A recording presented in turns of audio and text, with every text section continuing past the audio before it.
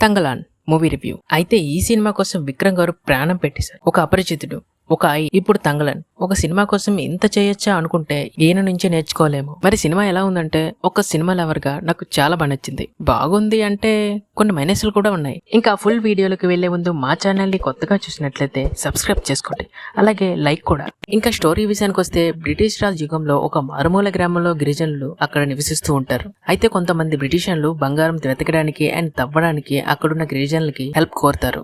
అయితే ఈ గిరిజనులు బ్రిటిష్ వాళ్ళకి హెల్ప్ చేశారా లేదా, అండ్ మాంత్రికురాలకి అండ్ బంగారానికి ఏంటి సంబంధం అనేది మీరు మూవీలో చూడాల్సిందే. ఫస్ట్ హాఫ్ లో గ్రామంలో ఉండే వాళ్ళు ఎలా బిహేవ్ చేస్తారు, ఎలా ఉంటారు, వాళ్ళ కల్చర్ ఏంటి అని చూపిస్తారు. తర్వాత మెల్లగా మెయిన్ ప్లాట్ లోకి తీసుకెళ్తారు మనల్ని. ఫస్ట్ హాఫ్ మాత్రం చాలా ఇంట్రెస్టింగ్ గా చూపిస్తారు భయ్య. అయితే ఇక్కడ ఒక విషయం, ఈ సినిమా అందరికీ నచ్చదు.